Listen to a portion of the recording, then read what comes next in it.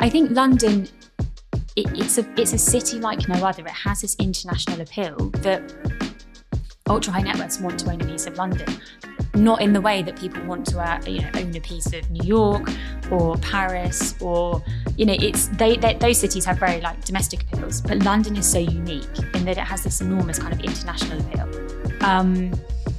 which is why I fundamentally think that demand will always outstrip supply. We took that kind of traditional management model, which is kind of quite low fees, high quantum, and we kind of turned it on its head. We didn't want to be based on scale. You can't scale luxury.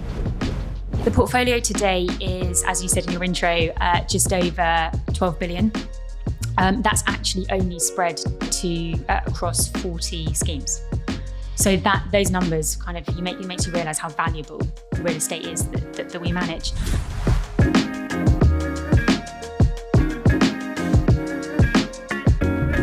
Quick one from me. If you haven't already subscribed or followed this show on the podcast or app where you listen or watch, please do. It takes 10 seconds and helps tremendously. I've got really big plans for the People, Property, Place podcast, and that one small action really, really helps grow the show and the presence and enables us to keep doing what we're doing. So if you haven't already, please follow or like on the platform you watch or listen to. Thanks so much. Welcome to the People, Property, Place podcast. Today we are joined by Kate Donneky, co-founder and managing director of Rhodium. Described by Spears Magazine as the most important super prime property company that you have never heard of, Rhodium specialises in providing bespoke development consultancy, property and lifestyle management services to London's most prestigious residential developments. The current portfolio is more than £12 billion, and they work on behalf of a range of clients, including Brockton Everlast, Ronson Capital Partners, Northacre, Finchatton, CIT, and Almacantar. In her role as managing director, Kate oversees the daily running of the business, managing the head office and working closely with all the departments to ensure their clients are delivered the highest levels of service. Before co-founding Rhodium, Kate spent her early career as a Chartered Surveyor at Nelson Bakewell, now Capita Symonds, working in the national investment and commercial management teams. Her educational background includes a geography BA Hons from the University of Exeter and a Real Estate MSc from Oxford Brookes University, and it gives me great pleasure that she joins me today. So Kate, welcome to the podcast. Thank you, Matt. It's a pleasure to be here. Not at all. Well, the super prime world is a space that I'm not necessarily au fait with, but I'm really excited to kind of learn a little bit more about it and understand your route and journey to Rhodium. But before we kind of get onto that and your views on the market and how you've done what you've done, can you just share a little bit about how and why you got into property? Yeah, no, of course. So how and why? I guess I had a fairly traditional route in that I decided to do the real estate masters straight after my undergraduate degree. But I guess what led me to that was at school, when you come to choose kind of unis, I didn't really know what I wanted to do. Geography had always been a subject I really enjoyed, found quite easy. I felt that because I didn't really know, there was nothing that, law didn't stick out, kind of finance didn't stick out. I just chose kind of my favourite subject. And I guess actually looking back, I'm not that surprised that I ended up in property. I think when I look back to my childhood, I was always kind of really interested in architecture, design, interiors. I was like forever redesigning my bedroom at home and, ripping up my mum's interior magazines. And also I think the side of geography that I loved was the human side. And I remember first learning about regeneration really clearly as almost like, kind of 13, 14-year-old, and finding it really interesting that through kind of investment into kind of the physical environment and kind of real estate, you could then basically kind of attract companies, bring investment to an area which would transform a society kind of culturally and economically. And I think, those kind of threads of human geography led me to kind of want to do a degree in it. I did human geography, not physical. So or as my father would say, economics done badly. But, it was that kind of cultural, society, geopolitical kind of side kind of geography that I really liked. We got to second year internships, and there was a big focus at Exeter to apply to financial kind of internships. It seemed that everyone was just doing finance. That was investment banking, the big four accountancies, management consultants. And I think I kind of half-heartedly applied because everyone else was, kind of hoping that I wouldn't go onto one because I was more interested in going travelling to Thailand, I think that summer. And I was chatting to a few of my guy mates actually at the time, and 3 of them said to me, we're actually all going to go and do the real estate masters. We're going to apply to Brookes. We're going to apply to Reading. And I was really interested. I'd never really thought of real estate as a uni degree or course. So I looked into it. I did some research. I went to all the open days. And I think it was at that point in my second year, so I was kind of, 19, I decided that that's what I wanted to do. And also I was, I really enjoyed school and uni. I worked hard, when I had to, but I loved the social side. And I think a 4th year at uni, going to another uni to do another year with mates really appealed as well. I actually convinced a couple of girlfriends to come along and do the open days with me. And by the time we got to 3rd year and we were kind of making decisions, I think there was literally like 7 or 8 of us from Exeter that decided to go en masse to Brookes to do the real estate course. So that's what led me into kind of, I guess, real estate and learning more about it. For context, we started the masters in September 2008. I mean, it was the worst market you could possibly, start your property kind of career in. It was, Lehman Brothers had collapsed literally 7 days before our course started. Nick French, the kind of famous Brookes course leader, came into the classroom on the first day and proudly announced to us all that this was the worst property market he'd ever seen and would ever see in his lifetime, and the same for us. I mean, that just set the tone. I mean, it was going into a property career off the back of the financial crisis was an interesting time. But look, I had a great year, loved it. Did you have any second guesses at that particular stage, thinking, what have I done? And I've roped a few mates into it as well. I mean, it was too far gone at that point. The tuition fees had been paid. We'd signed up to houses. We were living in Oxford. And to be honest, I knew what, you were reading in the papers what was going on, but you didn't, as a kind of I was 21 when I finished Exeter, went off to Brookes. You have very little context to what this all means. You know that Lehman Brothers collapsing can't be a good thing. But I wasn't in the world of business at that point. I was a student. That's all I'd ever known. So you knew it was bad. I don't think probably any of us realised quite how bad and what the kind of long-term implications were going to be. I mean, it was the eye of the storm. But we were almost to a point, we were kind of, wrapped up in cotton wool. We were in this kind of, we had 12 months of education left. The reality was that I think normally with that kind of master's class, you leave and 95% of the people doing the course, I think there was about 70 on it, would leave with a job.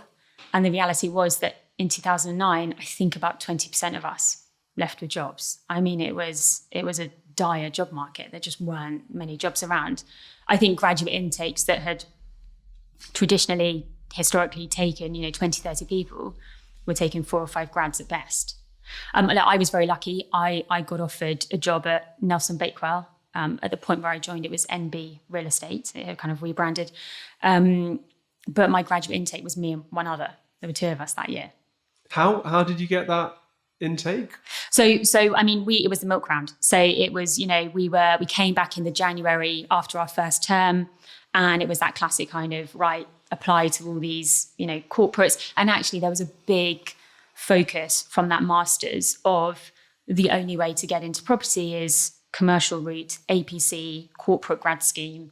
We were really tunnel visioned into that. There was a huge focus on that's how you start your career.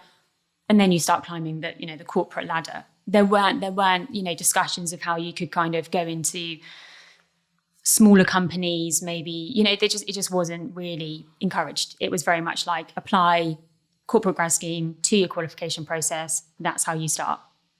So you're one of 2 that got onto the graduate scheme at Nelson Bakewell. Yes. Did you do a lot of interviews at a lot of other firms, and it was just purely a numbers game, try and get my first role? And it's a really dire market. It's really, really competitive. So I think all of that, dire market, competitive, I just applied everywhere, to every kind of corporate. I really threw myself in. And yes, a fair few interviews down in London, which was so exciting, kind of having been, growing up in Surrey, then down in Exeter for 3 years, then in Oxford, I finally got to come to London, and that's what I'd always wanted, to work and live in London. So yeah, came down on the train, did lots of interviews at different companies, and I was just so ecstatic when I got this offer from Nelson Bakewell to join in September, and yeah, couldn't have been more excited to start. So you landed in the management team, is that right? So every graduate did their first rotation in management at MB. It was a very management-heavy business. A lot of the income that it had was from management. So yes, first year was in management. I was put in the LaSalle team. So our client was LaSalle Investment Management. We managed portfolios for 5 of their pension funds. I had a really, really, I loved it. Loved my first year. Had a great team, great kind of mentors, people that really invested in me. I learned also, by doing management as your first rotation, you really learn the ropes of understanding real estate and property and life cycles and, really the kind of nitty gritty ins and outs of kind of, surveying, I guess. I had my own mini portfolio. It was a national portfolio, all sectors. So I had retail parades in Reading. I had my own office building in Bristol. I had some industrial down in Hampshire. It was, I was thrown into it. But again, as I said, really kind of supported by the team and learned a huge amount in that first year. So fond memories of my management rotation. Second rotation was in investment, national office investment. That was, it was a lot harder.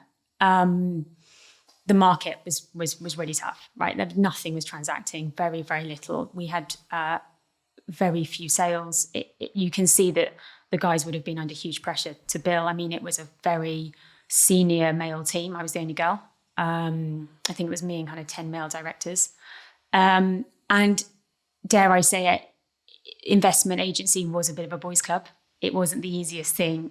As an investment agent, your network is everything. And going out to kind of industry events, even being in the pub with all the investment agents, I was one of, you probably count the girls on one hand. And that just wasn't the easiest thing to navigate either. I think also there was another external factor. 6 months after I joined Nelson Bakewell, the Capita Symonds came in and bought the company. I was 22. What did I know about takeovers, mergers? Very little. But what I did see was it was a very hostile takeover. Our MD was almost gone overnight. Kind of support staff and HR were kind of gone within weeks. Pay rises frozen, bonuses frozen. It did feel like they came in, bought us and just squeezed cost. A lot of people left. There was a bit of a running joke about the amount of kind of leaving cards that were going around. I was as I said, 22-year-old graduate. What did I know? I wasn't in a position to go. I was lucky to be employed. I was being paid, to train, to get qualified. So I absolutely stuck it out, but it wasn't the easiest, kind of 2 years, I guess. So look, when I came to do my APC, that was autumn of 2011. I got qualified, got chartered. And at that point, I just thought, I need a change. I'm kind of done with commercial. I don't find it the most exhilarating sector. I think I'd always, as I said, when I was growing up and I had that kind of interest in real estate, it was always more on the architectural design, interiors side. I think when I signed up to do this real estate course, in my mind, I was going to go out and, I'd be working with central London assets and beautiful kind of Georgian buildings and in the thick of it. And actually the reality of my graduate program was that I was on national portfolios in kind of national teams, and therefore I was up and down the country looking at, nitty gritty, asbestos leaking sheds and, getting a call to say my toilet's not working. No, literally. Yeah. On my first day, this is no joke. On my first day in management, I sat there and in the afternoon, my first job was to call a security company to get rid of travellers that had basically taken over some industrial kind of land on a site that we were managing in Hampshire. And when the guys asked me to do it, I thought they were joking. I honestly was like, yeah, sure. And they were like, no, genuine. Like, you need to call the security company. You need to get rid of the travellers. It was nitty gritty management. But I guess at that time as well, takeover had happened, 2008, 2009, really challenging environment. Yeah. From a management perspective, these big corporates, management is recurring revenue, which they can kind of bank on. Yeah. Absolutely. It sounds like they've kind of ripped the guts out of the investment team, and they've kind of removed as much cost from it, and they've kept the senior guys who've been there a long time, who've got the book and the ability to kind of engineer deals, but still a very challenging environment to do so. Management is often looked down on, and it can be quite polarized. Some people really enjoy it, and they love the bottom up aspect of learning. Others are just like, I just can't be bothered to deal with, people's issues or in the night or whatever it might be. It sounds like you really enjoyed. Yeah, and I think actually, you look at the skill set of a successful investment agent and the skill set of a successful asset manager, property manager, and they're completely different. They really are. You need completely different qualities and skill sets to do them. And I think even though, again, you're right, the investment agency was seen as like the holy grail. When we all left Brookes, it was like, we're all going to be, investment agents of the future. It was the kind of sexy part of everything we'd learnt. Actually, in reality, I think I was a very good property manager. I'm organised, diligent, very detailed. And so it doesn't suit everyone. And also, you're right, do you go into surveying thinking, I want to be a property manager? It's almost a part of the industry which isn't really known that well until you're in surveying. And I think everyone should do a rotation or a stint in it. As I said, it's the fundamentals of managing on the ground, the real estate itself. You learn so much from that, life cycles, just the cost of things, investment. It is really interesting, but it's not for everyone. Gosh, no. There's commercial management, which is one thing. And then in my view and the conversations that I've had with people over the years, the rung below, or quite a few rungs below that, is residential management. Because you're not dealing with like a commercial building and, a lease and you can have a rational conversation about something. You're dealing with people's homes and you're dealing with emotion, and that's a really challenging space to be. So you went from commercial management, which is tough, right, to residential management. Can you just talk to me about the kind of the journey? And I appreciate it's not AST management, right? It's different. But can you just talk to me about just the next piece of the journey in terms of you got qualified? What was your mindset and viewpoint at that stage? Yeah, got qualified and just thought, need a change.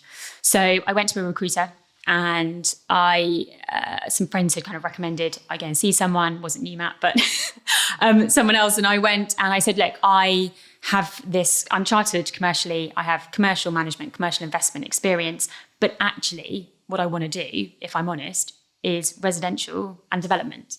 And I don't really know where that leaves me right now. Also, it was a pretty awful job market still. It was 2011, it wasn't great. But I just said, any ideas? And she said, look, this is really interesting. I've just met a developer last week. He has an idea and a management concept. Do you want to meet him? And that was me meeting Dean Main, 13 years ago, who I've worked with ever since we set Rhodium up together and grown it into what it is today. Now, you're absolutely right. I then went back. After meeting Dean, we clicked straight away. There was a lot of synergy. He told me his idea. He said, I think you'd be a great partner to do this with. Are you interested? And I was so excited. I couldn't wait. I was like, this is crazy, but it's brilliant and I love it. Where did you meet him? And what was the idea that he kind of pitched to you at that stage? So I met him, first interview was in the office. In his office? Sorry, his office, which was a small office above a shop on Bond Street. Dean dropped out of Brookes after one term at uni. It wasn't for him. He'd been in the working world for a decade at this point. He'd worked for the likes of Topland, and then he set up by himself a few years before that as a developer. So he had a really interesting background. And for me, the holy grail, as I said, I wanted to get into central London. I loved the idea of super prime. I just hadn't had exposure to that. And when I met Dean, I realised there was this whole other side to property that I'd had no exposure to. It was private money. and it was central London prime assets. And I'd come from this like very institutional, commercial kind of corporate setup. And the side I saw with Dean, as I said, really excited me. So first interview was in his office. He pitched this idea. I mean, this was also the context of this conversation was he as a developer had seen time and time again how poor managing agents were.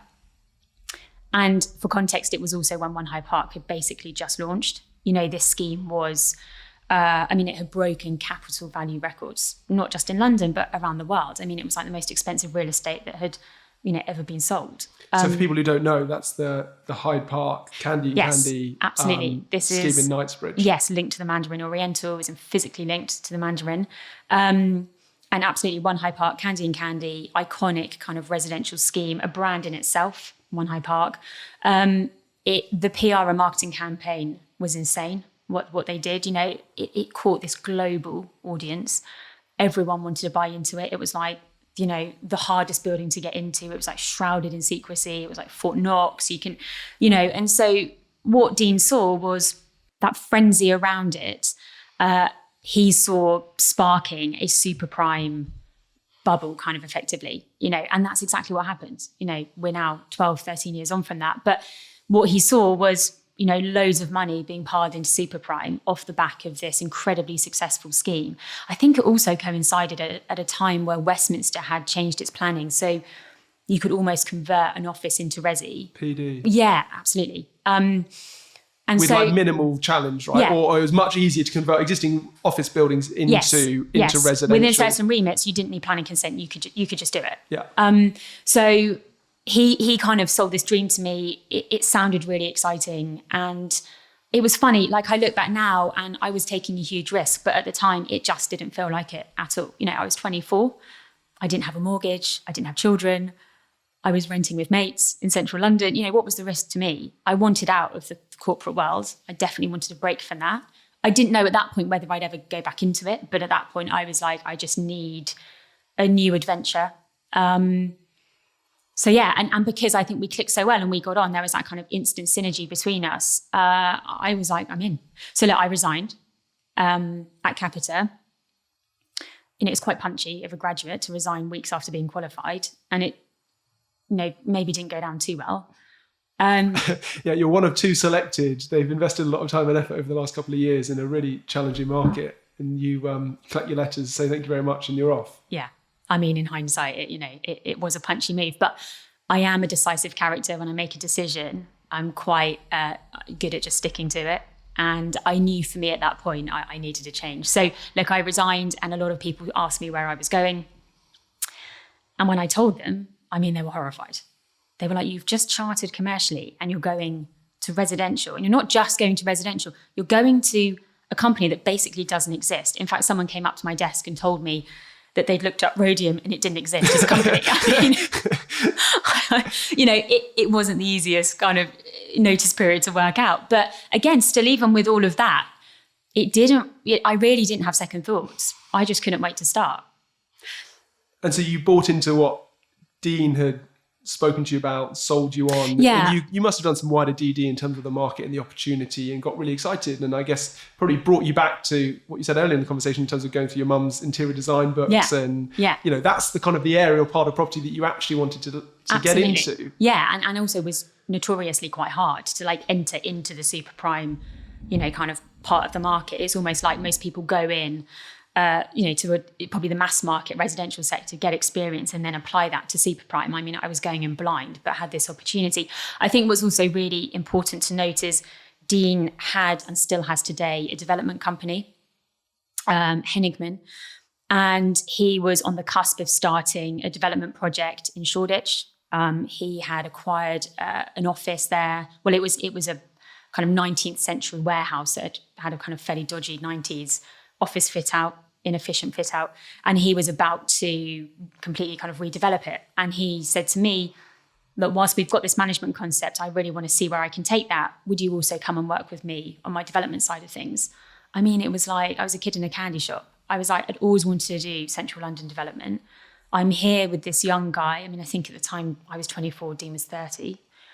He had this building. He'd been developing himself for a number of years. And he was saying to me, come on board as my right-hand man and let's develop a building in Shoreditch on Great Eastern Street. I mean, I couldn't wait to start. Talk to me about what you thought he saw in you at that stage, and why did he kind of select you, or what was it maybe that you were the tonic to his skill set, or how what did he see in you that he maybe lacked or didn't have, or that he could acquire by kind of bringing you into the fold? Yeah, it's a really good question. Dean and I are like complete opposites, and I think that's why we've worked so well together for such a long time. Dean is, entrepreneurial, visionary, macro ideas guy, 10 steps ahead of everyone else, ideas. I am, I had this academic track record, I had 2 degrees, I was chartered, I did all of that by the age of 24. I was clearly, quite a detailed person. And I think what he saw was exactly what you said, the yin to his yang type thing, almost opposites, but on a personal level, just getting on really, really well straight away. In fact, it was interesting. In those first few months of working with him, he was really interested in my opinion. So we'd go around and we'd be looking at comps in Shoreditch and we'd be doing it together. And then, in the taxi on the way back to the office, we'd have a big debrief and we'd sit there and we'd talk about everything we'd just, seen. And he was asking my opinion. And I realised it was actually the first time I'd ever been asked my opinion, which I didn't realise at the time. But when you're a graduate in a corporate, you're the most junior, you are the bottom layer of the hierarchy. And this was just a totally different experience. I'd gone from being layers and layers and layers away from having any kind of, opinion that was listened to, or kind of, leading on a kind of strategy or executing a decision. And that's just the corporate world. And, it's not to say that big things don't come your way after a period of time. But as a 24-year-old, I was thrown into a central London development with a guy that I got on with really well. And I was, being asked my opinion. I was making decisions. I absolutely loved it. So talk to me about the evolution of the business at that stage. And can you just... So Rhodium. Yeah, talk to me about Rhodium and how Rhodium, that kind of developed and how you kind of managed to pull it all together. Of course. So I joined Dean and I'd gone from... surveyor in a, set market, doing a set thing, to overnight, not just being surveyor, but being office manager, accounts, HR, PR, marketing, strategy, pitching. It was chaos. I mean, as I said, it was an idea. We didn't have one client. We started from scratch. I think Dean, he'd chosen the name Rhodium. He'd registered it. We had a logo. We didn't have a website. And we were like, right, how do we get a client? I mean, it was crazy. But our first client that we ever secured was Finchatton. I had some friends at Finchatton. They knew that I'd taken this kind of leap into the resi world, and my focus was super prime. They introduced me to the marketing team at Finchatton quite quickly, and it just coincided with Finchatton needing to basically find a block manager, property manager for their first kind of multi-unit scheme in Knightsbridge. Tiny kind of really boutique development directly behind Harrods, 6 apartments. And we went in to meet them. Dean and I went in and we met with the head of marketing, had a really great meeting with her, spoke about the idea, spoke about our backgrounds, individually, our kind of track records and what we could bring. And she put us on the tender list and we went all out for the tender. One thing we did in those early years, we still do today, but it was a really kind of big deal when you've got, tight budgets. We really invested in our pitches. So we used a brand agency to do them professionally. We would put our pitch decks onto mini iPads. We'd send them to our clients' offices. We'd get Smythson like covers for them with the development name printed on. We did things really properly and seriously, and it just showed how invested we were in really making this work. So, long story, after this kind of tender process where there were a number of meetings with various people at Finchatton, we got the call saying that they'd chosen us. I mean, we were shocked, but elated. I mean, for us, it was amazing. It wasn't just our first block. It was our first block with Finchatton. There was a lot of PR around them being the new Candy and Candy at the time. Yeah, I was going to say, for someone who doesn't, who maybe comes from a bit more of a commercial background or hasn't heard of Finchatton, can you just introduce them or just tell me? Yeah, absolutely. Because they are kind of right up there. Oh, right? absolutely. I mean, Finchatton So Alex and Andrew, as I said, they've been doing this for 20 years. So they were in the background whilst One High Park was launching. I think traditionally we're doing lots of private homes, developing single homes. They had a really strong interiors arm. So they were developers, but also interior designers. Their product was seen as, the top of the market alongside Candy and Candy. And I guess the two kind of Alex and Andrew, were mates at school and formed, kind of as business partners very early on, not too dissimilar to two kind of Candy brothers, both, at a very young age going out and doing big things. So, Finchatton had a huge amount of brilliant PR about the future of them being the new Candy brothers, what they could possibly achieve. And so for us to win them as our first client, it was a dream come true. Was the mindset more of if we can attach ourselves to a brand of Finchatton's capability, standing and ambition, and do a really, really good job for them first up. Absolutely. We can ride that wave as well and pick up future work. Completely. And we've gone on to manage a huge amount more for Finchatton. Many, many more of their schemes. We work very well with them, and we're launching something for them this year. And it was exactly that. I mean, in those early years, it was relentless pitching. We were pitching at every opportunity, and it was, I think, right place, right time. We set ourselves up. We were doing something different to the rest of the market. We were pitching ourselves in a different way. We don't like the term managing agent. We like the term operational partner. We didn't see our competition as other managing agents. We really felt that we were doing things differently. And we took that kind of traditional, management model, which is kind of quite low fees, high quantum, and we kind of turned it on its head. We didn't want to be based on scale. You can't scale luxury. You just can't, to produce I hate the word luxury, but, a super prime development, of kind of 3,000 units, it just doesn't exist. And that's not luxury. So we knew that we weren't going to be based on large quantum or scale, and we were pitching ourselves at a very, very small end of the market, and we wanted to remain a leader in that tiny space.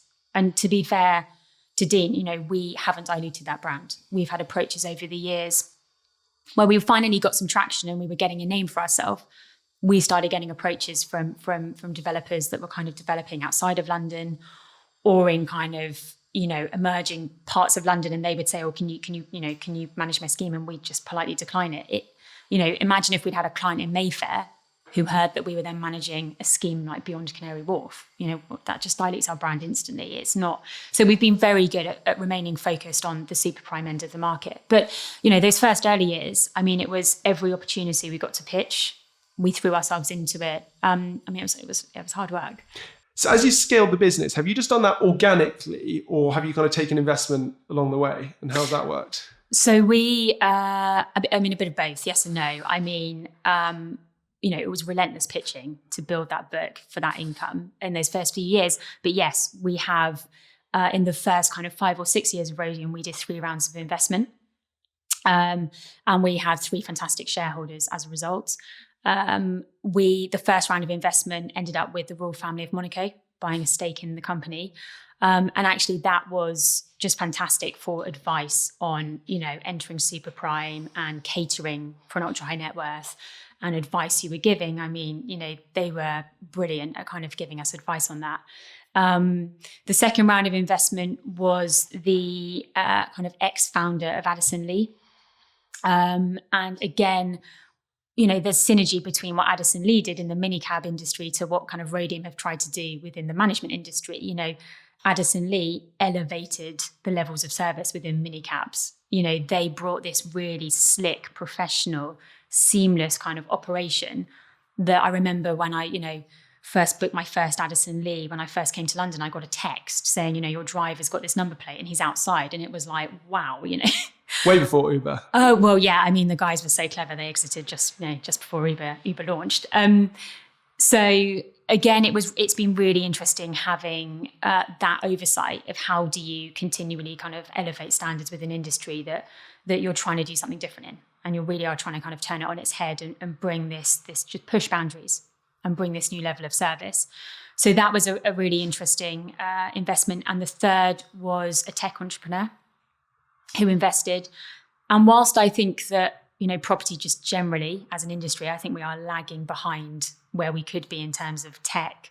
And having his perspective on Rhodium, and how we can be more efficient, how we can, bring ourselves into this kind of tech bubble, how we can leverage off that, how we can kind of, maybe plan for the future with tech being a part of our offering. I think that's been incredibly interesting too. So 3 rounds of investment, but quite strategic. We knew the partners we wanted and we went out to get them specifically rather than kind of going, to a market and kind of, looking at offers from lots of different people. It was very focused on who we wanted to bring into the business and what they would offer us and why.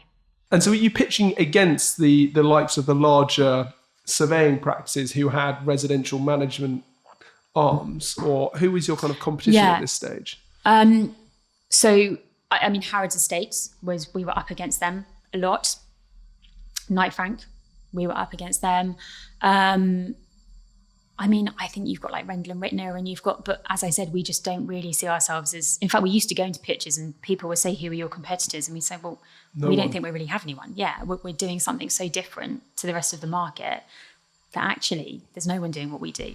And I firmly believe that, we really were doing something different. Our management service it's not just coming in at the end when a scheme goes live and being dropped in it from kind of day one. We work with developers and landlords as early as pre-planning. We have a big team at our head office, our consultancy and mobilisation teams, and they will sit as a consultant throughout design stage, throughout kind of construction, pre-launch, launch. And so by the time we're actually managing the scheme has gone live and a resident is moving in, we've been on that project for between 2 and 5 years. We know it inside out. Our whole kind of office knows it inside out. And so when that first resident moves in, it's like we've been managing that scheme for, 2 years, not 2 weeks. And so a big part of our business is, and it still is today, it's that consultancy side. And it's giving advice on effectively the operations of how that building is going to run. You can have the best architects in the world, the most seasoned of developers with incredible track records, but their job is to get the building built. And with my developer hat on, I totally get that. You're completely tunnel visioned into design, construction, build, managing cost, sales, execution. Lease up, get Absolutely. Rid of it. Yeah. But a part that you can't ignore for super prime are the operations. When people are spending quite literally tens of millions of pounds on an apartment, they want to understand, what is the service? How much is the service charge? What am I getting for that? What are the amenities? What's the legal structure? What control do I have over, a leasehold here? It's, when you're dealing with ultra high net worths, they don't suffer fools. And you have to have a really serious partner managing it operationally. And that's exactly how we've set ourselves up to be. So one of the things you touched on there is kind of getting in super early on in terms of helping with the configuration, right? And I guess that's... Yeah. I've stayed in a couple of hotels during my time, but it's like, I guess, is that as small things as where the cleaner's going to, have their laundry covered, or where the lift's going to be configured, or where the gym is, or if you need a cinema, or completely pools, right. Or this is it. So it was amazing actually how many plans we looked at, and you could have the most amazing amenity offering. You could have a spa, a cinema, a wine room, meeting rooms, children's playroom, and there'd be 2 loos to effectively, service this whole amenity offering. And so you're saying, okay, at capacity, if you've got someone who's booked out each meeting room, someone's having a dinner party, someone's having a wine tasting, you've got kids in the play area, you've got a number of people using the gym and the spa, and you've got two loos to, potentially service, kind of 40, 50 people at one time. And that's just one example of, the focus is always on the kind of front of house. It's that amenity offering. And we would come in and we'd be focused on the back of house. How is this going to run? They're all mini hotels. They've got payrolls into the millions for these developments. They are, and their competition now more than ever are these branded residences, which is definitely this kind of new part of the market, which is ballooned in recent years and is definitely part of the future. But when your competition as a developer with a standalone, residential scheme, your competition is a, residence attached to a hotel, you've got to think about that service offering and that kind of amenity offering at great length. How are you actually going to execute this? How are you going to get people to buy on your scheme not another scheme. So these schemes as well, because BTR has come into the frame, build to rent. These are typically kind of build to sell units, right? That they're then sold off individually to high net worths or ultra high net worths, and then you'll manage it. Yeah. So traditionally and historically, yes. Having said that, we launched our first super prime build to rent scheme last year for Chelsfield, Knightsbridge Gardens. Our client on that scheme is now Schroders. So again, and it's really interesting seeing, that journey of who were our clients at the very start and who are our clients now. And over the last decade, institutions have poured money into residential.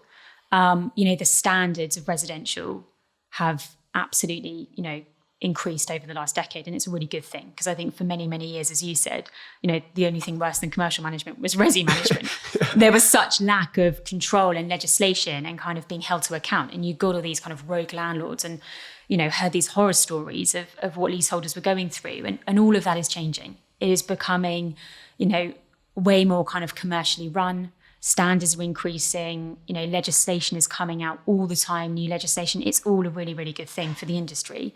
And the build to rent sector is a big part of that. So, Knightsbridge Gardens has been a phenomenal success. It has, let quicker than anyone expected. There's clearly demand for a luxury rental product. And I think we're going to see a lot more of that in the future. Something I find really interesting, it'd be really interesting to kind of get your view is why do you think you and Dean were qualified to enter this space, having not come from a super high-end background, pedigree, hotel run space? Like, do you... So I think initially we were very focused on the management offering.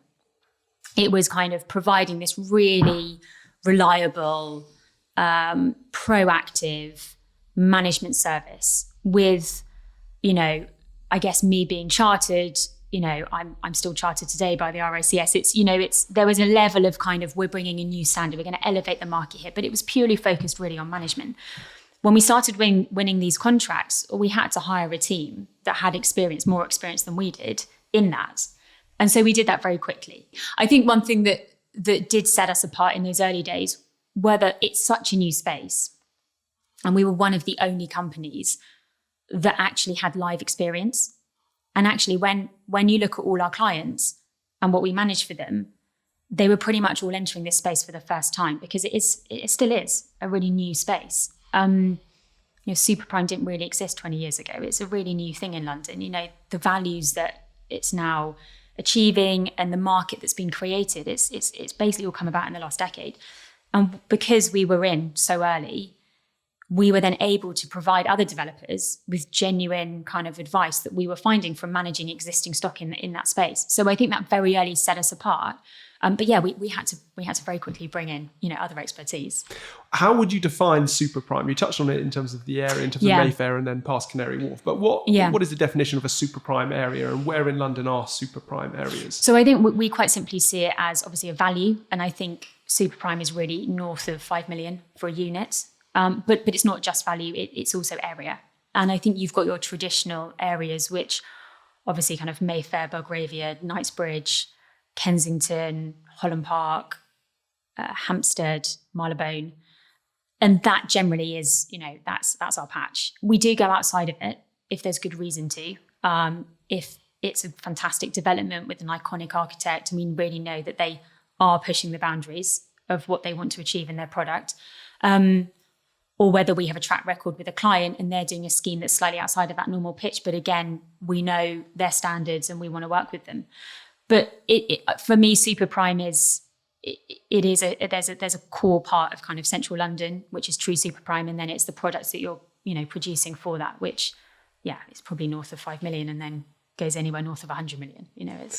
I touched on a couple of the clients that you work with from Ronson Capital Partners, Brockton Everlast, Northacre, Finchatton, CIT and Almacantar. So I guess they're clients on one hand. I guess the other side of that is clients who actually occupy the space. Our residents. Your residents. Yes. Can you talk to me about the kind of the resident avatar or profile that is normally in one of these spaces? Like who are they? What do they look like? What's their kind of background? And can you share some light on that? Yeah, of course. I actually think the profile's changed a lot. in the last 10 years. And it's interesting, we were giving some advice to a client in Mayfair, and this probably goes back 8 years ago.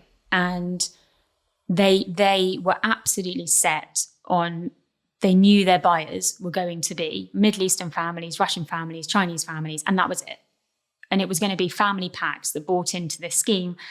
And they didn't want communal cinema. And we were having a conversation around amenities, and they were saying, we just don't, it's naff. No one wants to, come in, buy into this particular scheme and then share a cinema. That's just so below our level of buyer. And I remember we just turned around and said, and what if you get like a tech, titan? Tech bro from San Fran. Absolutely. What if Mark Zuckerberg turns out he's got an open checkbook, he's happily, going to spend 60 million, and then he realizes there's no screening room. He would just expect that. And my point is, like, tech has changed everything. And it has, it's produced this much younger profile of wealthy, ultra high net worth. And I think as a result, what we've seen over the last 10 years are much younger people buying into these schemes. We've got a TikTok star living in one of our schemes. I'd never even heard of him, which The Office found hilarious last year. But I think traditionally that kind of, it's only going to be, very wealthy families that buy into schemes. I don't think that's the case at all anymore. I think the profile has got younger. I think that there's lots of American money coming into the UK.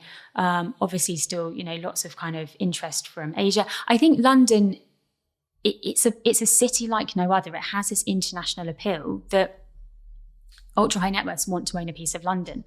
Not in the way that people want to, own a piece of New York or Paris, or, those cities have very like domestic appeals, but London is so unique in that it has this enormous kind of international appeal, which is why I fundamentally think that demand will always outstrip supply. And I think in true super prime, there is a level where you can take that market to, but it's restricted by London. There's very few sites left now, In terms of the people who occupy, is it driven by ego? Is it driven by, being able to tell their friends back home or whoever, this is where I live?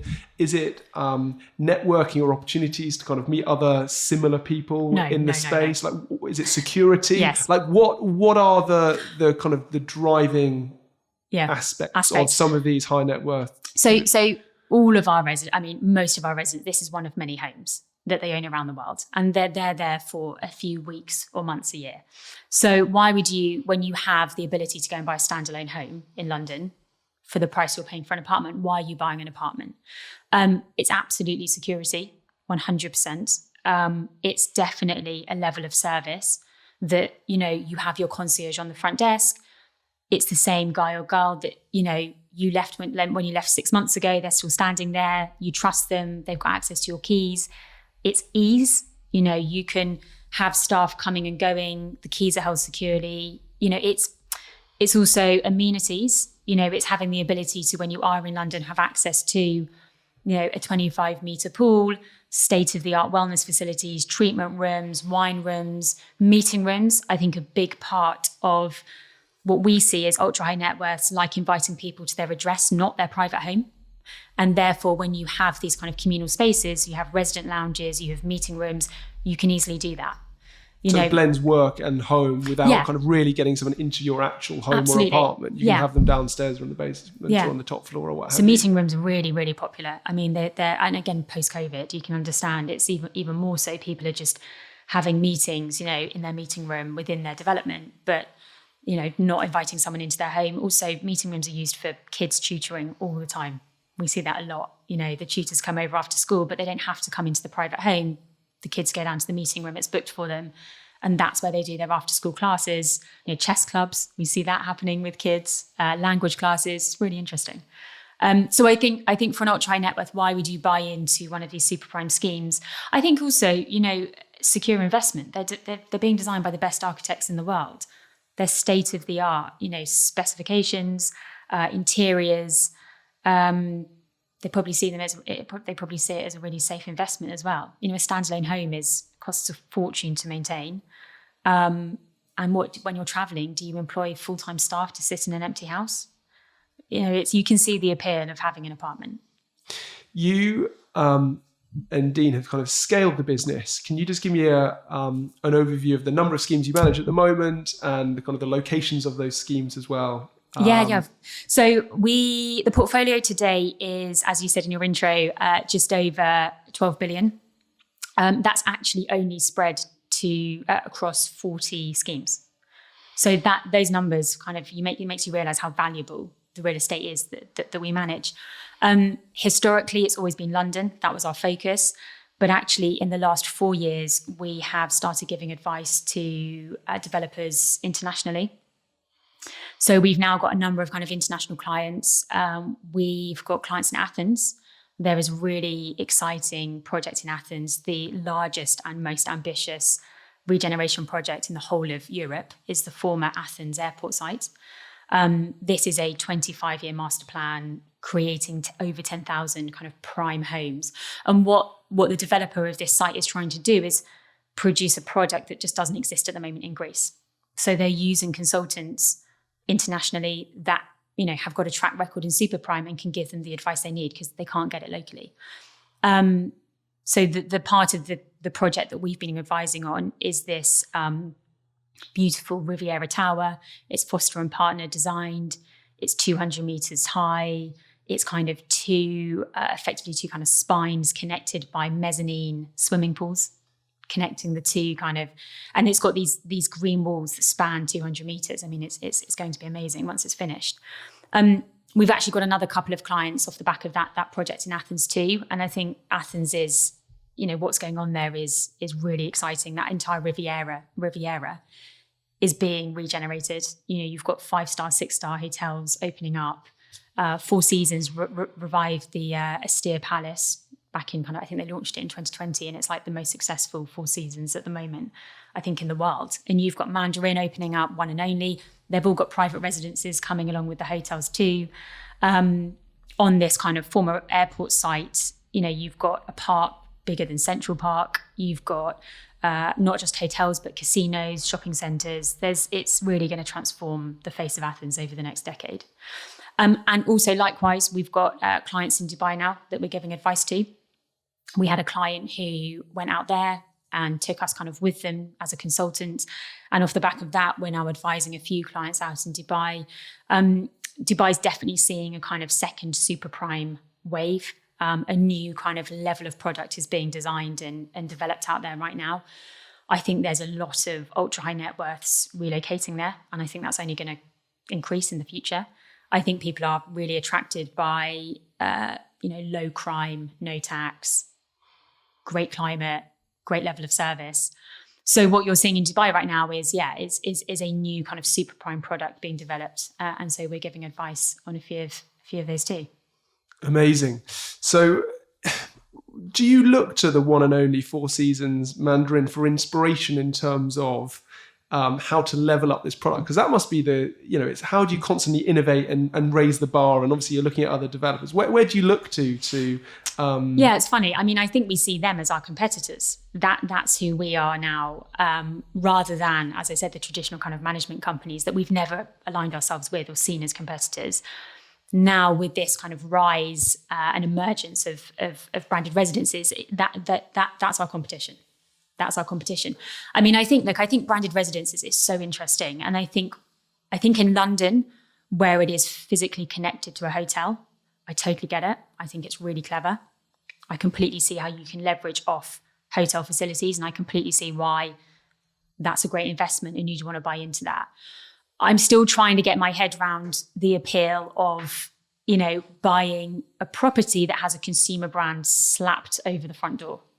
Can you give me an example? Well, in London, not really, because the London super prime market, has been going now for a decade. But in Miami, in the Middle East, it's a really big thing. So last month, the Mercedes Tower launched in Dubai, apparently, almost sold out within 2 weeks. It literally demand is, and demand for branded residences in Dubai and the Middle East is just soaring. It's insane. You've got the Bulgari Tower, the Armani Tower, you've got Benghazi, you've got all these kind of, luxury brands putting their name above the door of a scheme. And look, it's obviously working because in those areas, sales are flying. I'm slightly struggling with the concept of that. Maybe that's the kind of British side of me that doesn't really understand it. But it's definitely a successful product, and it's definitely only going one way. What I would say is, surely it's a risk to a brand to put their name above the door of real estate when without knowing how well that real estate is going to be managed and operated.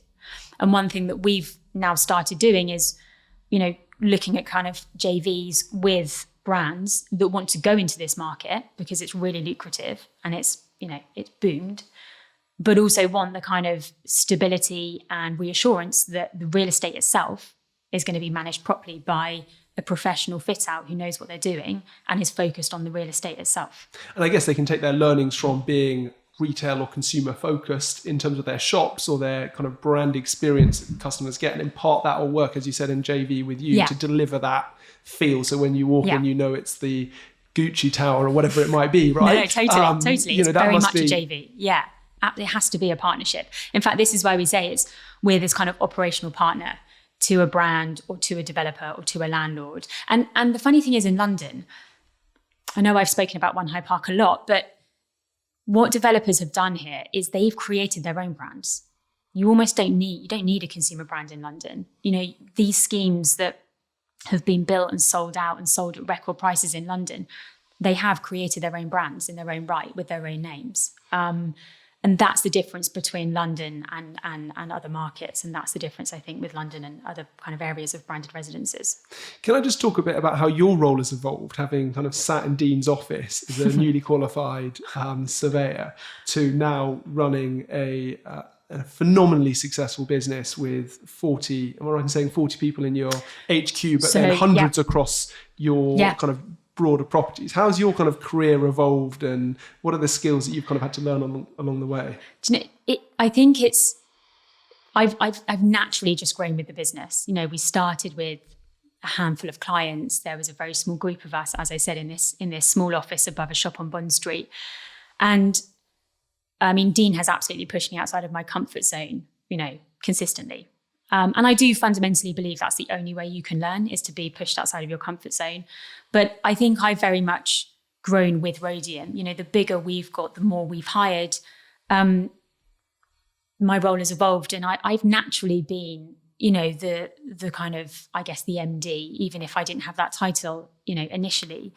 I guess unofficially that was always my role. I was there as, the co-founder. Dean, as I said, is the visionary, the macro. I was the day-to-day on the ground, hiring that team, managing that team, leading that team. So as we've grown over the years, my role has massively changed. I've done stints in management. I've done stints in the consultancy team. I was actually very client-facing until I went on maternity leave in 2022. And it's actually since only coming back from maternity that I haven't been client-facing at all, and I'm purely operational now. So I had a decade of giving the advice to clients myself and sitting in a team with people and really kind of giving that service. I've grown with it.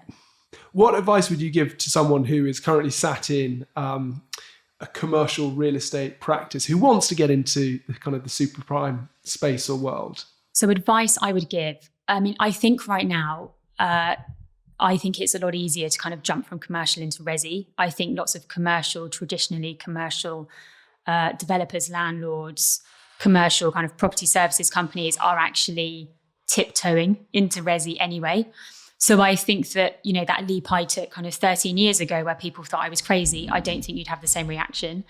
I think that my advice would probably be to someone wanting to get in is, could you find a halfway house of, there are lots of mixed use schemes in London now being developed, being asset managed, being property managed.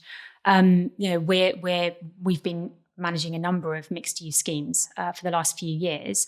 And, you've got those kind of that super prime residential element, but you've also got grade A office space with incredible kind of tenants as well. So my advice would be, don't be scared.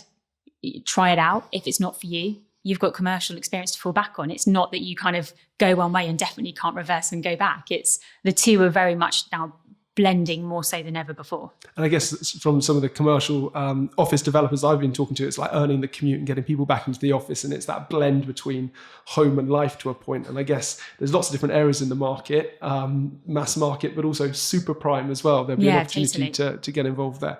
You touched on your role shifting, having come back from maternity leave. How have you been able to navigate that, and being a working mum as well? Yeah, it's a good question. I'm not going to sit here to you and say it's easy and I do it all by myself. That would be a complete lie. I think no matter what industry you're in, no matter what level you're working at, I think that after coming back into the working world, after having your first baby, there's a level of anxiety of how on earth does my new life as a mum fit in with my old life?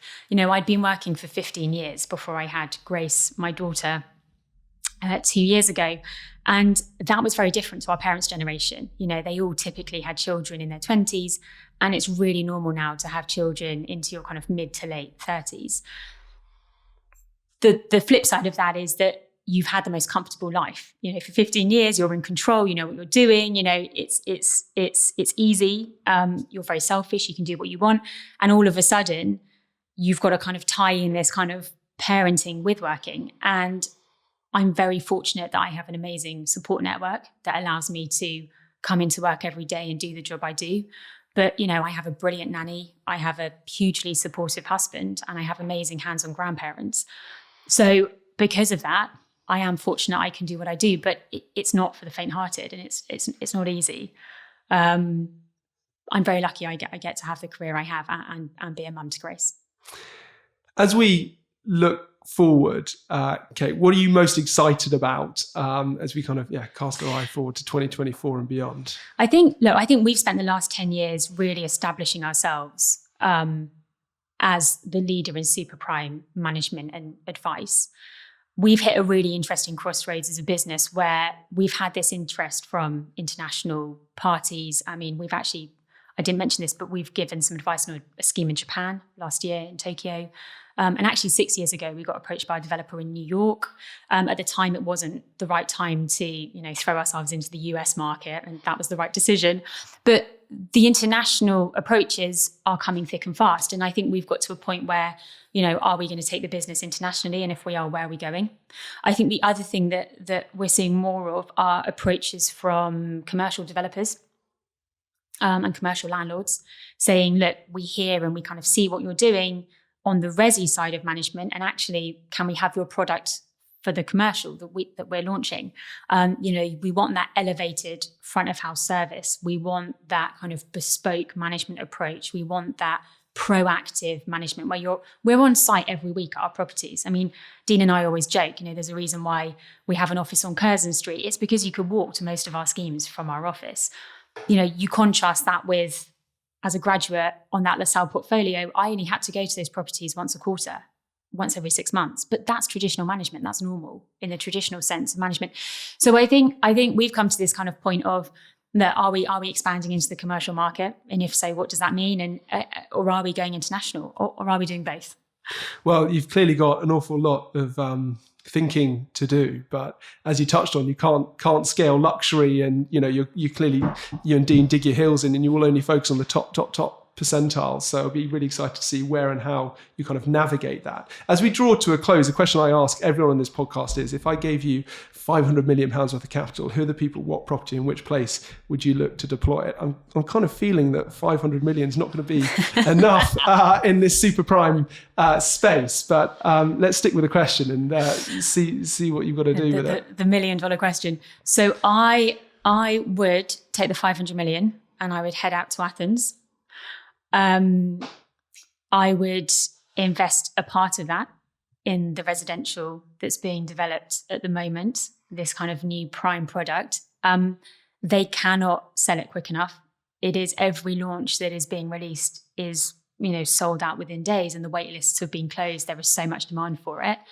But I would also put the other half into logistics, because you look at what's happening over the next 10, 20 years there. And as I said, the Riviera is going to be like the new French Riviera. You've got all these 5-, 6-star hotels opening up. You've got casinos, luxury shopping centres, with that is going to attract so much, investment, companies opening up their retail. And I can't imagine the logistics market is peaking at the moment out there, but it's going to be in huge demand in the next decade or two. So I would probably spread my bets and go half and half. And would there be any people that you bring on the journey to help you deploy that capital? Yeah, I would absolutely do it with Dean. Our track record working together. He'd be an obvious partner, but I'd also take out my husband. He'd kill me if I didn't say him. So, but Will and I met at Brookes, and he's also in investment commercially, and I think he's got a bit of an eye for a deal. So I think doing it with Will and Dean. So he would. So Will would be probably taking point on the logistics side, and Dean on the resi side, yeah, right? Absolutely. You can see what I've done there. I can. Well, look, Kate, you've had a phenomenal background. You've clearly worked unbelievably hard and made stuff happen. And I'm just really excited to see what you and Dean go on to do in terms of how you kind of build and navigate this next part of your journey. So thank you so much for joining me. Perfect. Thank you for having me. Thanks for listening to this week's episode of the People, Property, Place podcast. If you found it insightful, feel free to share it with a friend or colleague. Give us a rating, like, or comment. It helps tremendously. It'd be great to hear from you on LinkedIn. I'm super open-minded to recommendations of guests that we should have on the show or areas of the market we should explore further. So do drop me a message. The People, Property, Place podcast is powered by rockbourne. The team recruit leadership and future leadership hires for real estate owners, funds, investors, and developers. So if you're looking to hire top talent for your business, head over to the website www.rockbourne.com, where you'll be able to find a wealth of information, or feel free to drop me a message on LinkedIn. Have a great day wherever you are, and I look forward to catching you next time.